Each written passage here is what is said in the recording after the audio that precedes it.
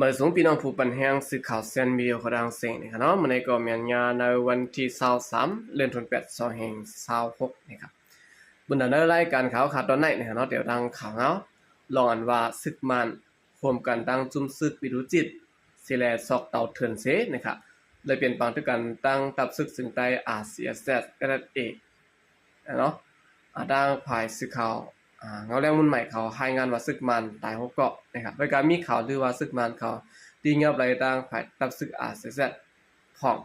ลองได้เป็นเรื่องอื่นแล้วค่ะมาถอนด้วยจำกันนะครับเนาะงานซึกมันตีเมืองเปียงแน่อ่อนเอาตั้งจุ่มซึกปิดุจิตเสแลตั้งเจอสอกเต่าเถื่อนลัดจูตีอยู่เศร้าตับซึกซึ่งใต้อาเซียนแหละที่ได้2ฝ่ายนะอะไรเป็นบางด้วยกันเสฝ่ายซึกมันเนี่ยรู้ตายกว่า6เกาะในหูซ้อมหนังไหนนะครับ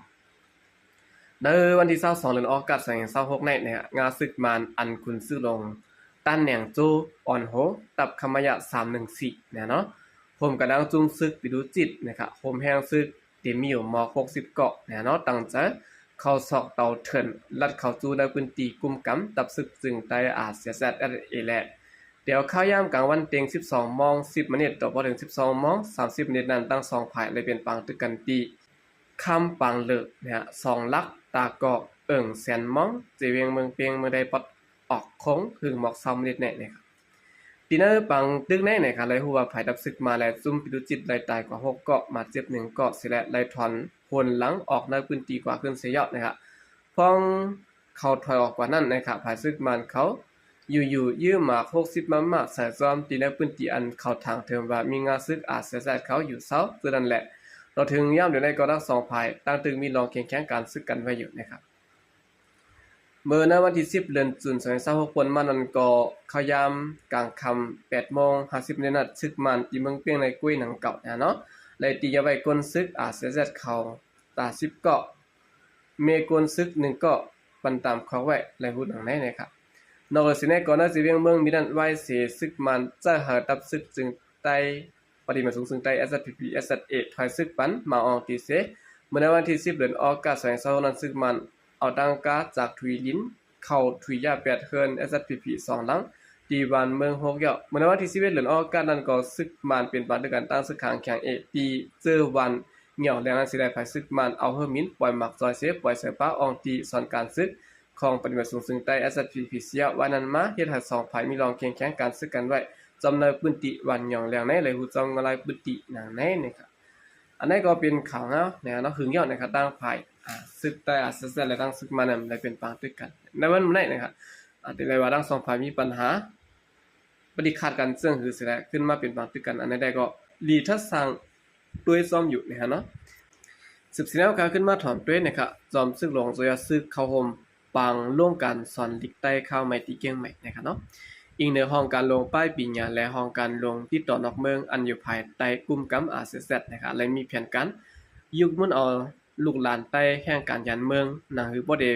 เปลี่ยนมาลองทิ้งซิมป้าพิงใหญ่พิงทุ่งลีไล่ใต้ในเสแลไล่ปุดบางสอนข้าวใหม่ตา2เดือนดินาสิดอนเกียงใหม่จึงไทยนะครับเมื่อข้าวยามกลางใน9:30 นนั่นนะครับเนาะจอมซึกหลวงโซยาซึกผู้เป่าลงของเสียวขึ้นจึงใต้อาเซียนนะครับผู้ใหญ่ก้นลงสังฆาเจ้าพ่อแม่ลูกเฮียนและลูกเฮียนอีกปรางแขกที่จำตีไกเขาเอาที่อยู่หน้าบางแก้วสิแลผู้แกมปังสืบอ่อนเฮ็ดสร้างกว่าจอมหนังคักหมายเจียนมีไว้นั้นอยู่นะครับจอมซึกหลวงโซยาซึกเลยหมอกลัดข้อความไปแห่งใส่พ่อแม่ลูกเฮียนและลูกเฮียนกว่าว่าลีไล่ในลำลองตาตั้งหูลีไล่ในเป็นตีแรงเป็นเส้นตั้งเอาตัวรอดอันหนึ่งยาวเพราะว่าเฮ็ดยาวหาตั้งหูหาเป้าหมายลองเจ้าเก่าเขาเฮ็ดเขาสร้างบ่มีซึ่งไหนยาวเหมือนเฮาอยู่แต่ตีแรงอันหนึ่งแหละอย่าไปเป็นคนตีอำคาไปหยาตั้งหูมีเป้าหมายหนังคือล้วนบ่ได้เฮ็ดหูหาไปหยานั้นก็ก่อนเป็นพ่อแม่พี่น้องมีบุญพรแหน่เส้นตั้งเหมือนกันนะครับว่านั้นก็มีบุญพรแทงหลายก็หมอกลัดข้อความปันแห่งสะดุเฮียนเสีย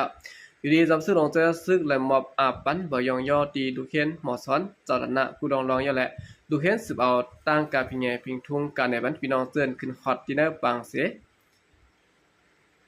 ถึงเขาย่ำกลางวันซ้ำผู้อยากก้นหลงพี่น้องแขกที่จำตีไกกินข้าวหมูกันกว่านะครับ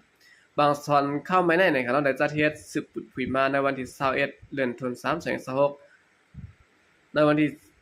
17เดือนเมษายน2026สิแลมีลูกเฮียน95เกาะครูสอนมี14เกาะนะครับเป็นลูกเฮียนในโรงเรียน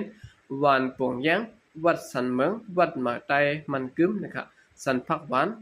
โฮมเสียงตีเสยอีกหนึ่งออนไลน์หลายๆรองแต่ไล่โฮมกันจะเฮ็ดบางโลกการสอนเด็กไทยในวันที่23ออกาศ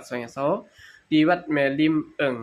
ริมเตอสิเวงแม่ริมจังหวัดเชียงใหม่มีผู้ขึ้นฮอดตั้งนำอยู่นะครับนั่นคือพี่น้องใต้หยันเมืองอันมีในซึ่งไทยปอดเดอ่ำลงลืมพิงแยพิงทุ่งไตปืนไตลิกลายไตนั้นดีมุกจุ้มของสิขึ้นซึ่งไตอาจจะแซดคัดเจอสายแห้งจอยแถมมาหนังปองเปลี่ยนได้นั่นอยู่นะครับอันนี้ก็เป็นข่าวเงาเนี่ยเนาะจำซื้อลงเสียซื้อแล้วครับผมบางโรงการสอนลิกใต้ข้าวใหม่ที่เชียงใหม่ในเขาสืบเสียงครับขึ้นมาถ่อมด้วยข่าวเงาเกี่ยวกับไปลองกู้ให้การแก้เพียนได้สิเวงเกซีนัญญาติยบ3อองตีนะครับในวันที่20เดือนออกาศ26บนมาเนี่ยขยามกลางนั้นซึกมานยึดเมืองเขาก็สอกเต้าที่ในพื้นที่สิแหละตีเนี้ยบอกกวนเจอเหตุการณ์หยอกเลียนกินเงินต่างอ่อนไล่อำนั้นแก้เพียนอยู่ดีในสิเวงเกซีเมืองไต้บัดจานมานะครับกุนเหตุการณ์แก้เพียนเจนเนี้ยติยอบนั่นเปลี่ยนจุ่มอันอยู่ซะไว้ตั้งภายห้องวันพุยห่างไกลอยู่มอเกาเฮงเกาปักมีเตนั้นตี1นะครับจุ่มอันมีไว้เจียงของวันออกวันปุ่งลงห่างไกลกันอยู่มอก2เฮงเกาปักมีเตนั้นจุ่ม1เนาะเจนอยู่ซะไว้ตั้งภายห้องวันปุ่งลงห่างไกลอยู่มอก3เฮงเกาปักมีเตนั้นจุ่ม1ผมดังเสียงเป็น3อองตีไว้นะครับภายห้องการซึ่งมันให้งานออกมาว่ากวนเจือนติเงียบไหลตา23ก็เป็นเจ้าคือเขตดังเสียงนะครับแล้วว่าซึกมันยึดเมืองเจือนติงยับยึดเอาไล่กวนเจ้าคือแข10เกาะเจือนอยู่ซะไว้ภายของวันพื้นนั้นอ่อนตั้งอีกประดังเครื่องใจตื้อในการแก้เพี้ยนมื้อหนังสตาร์ลิง4กูเนี่ยฟวนกูเซน26ลูกแท็บเล็ต2ลูกคอมพิวเตอร์แล็ปท็อป1ลูกเครื่องแนงสันเน็ตเวิร์กอันแจ้งแรงอินเทอร์เน็ตนั้นอันแจกแรงอินเทอร์เน็ตนั้น8อันนะครับเนาะย่อก่อ Wi-Fi แถง12ลูกเครื่องจักรนับอ่านเงิน4ลูกและ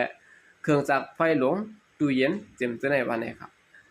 ไว้หลังเสตีเงียบเอากวนเจ้าคือเขตละ10ก็เย้าแน่เนาะจัง10กว่าตีเงียบเอากวนเจ้าคือแขกแทง6เกาะที่น่าเจียงห้องวันออกวันปุ่งลงนั้นเว้มกันนะครับลำตีเงียบเอาแลแทงกวนเจ้าคือแขก7เกาะเปลี่ยนก้นหนุ่มซ้ายตังเสงนะครับจำหนังปักเปิงหมายมีเวลาสิหลายภายเจ้าหน้าที่เขาตี10เอาเรื่องเปลี่ยนตั้งการกว่าเสตี10เหตุการณ์เพียวมวยกวัดล่างจุ่มเหตุการณ์แก้แผ่นกว่าเฮาเตอร์ยำเดือเก่านะครับในวันที่10เดือนธันวาคม2020คนมาในกอเจ้าหน้าที่ปลีกและศึกมานยึดเมืองร่วมกันกว่าตีเงียบบ่จุ่มเขตแก้แผ่นอันมีที่หิมวันจี้เจาะเจเวงลายค่ะที่ใดกวนคือแขก34เกาะตาครึ่งนึงในเป็นกวนอ่ำมีวัดเว้อหมายพังสังเสหลักล้อมอยู่เซาเหตุการณ์ไว้นะครับ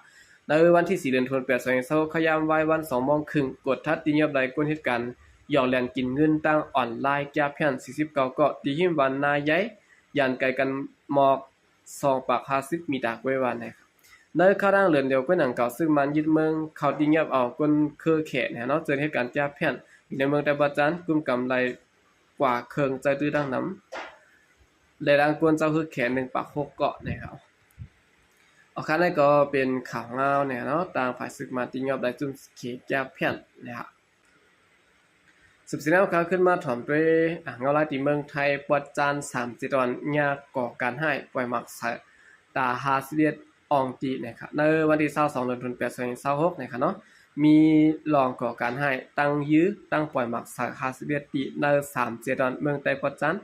เจตอนนราธิวาสเนาะปัตตานียะลาเสนันแสมีรองดูซุ่มน้ำมีคนเมืองไลเตอร์มาเจ็บ2เกาะนะครับ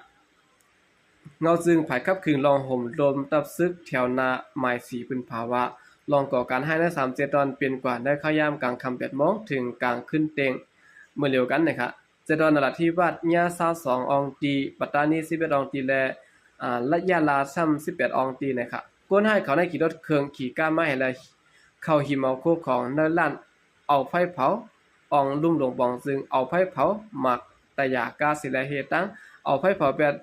รถกายืดแบบลักเสาฝนจำจะได้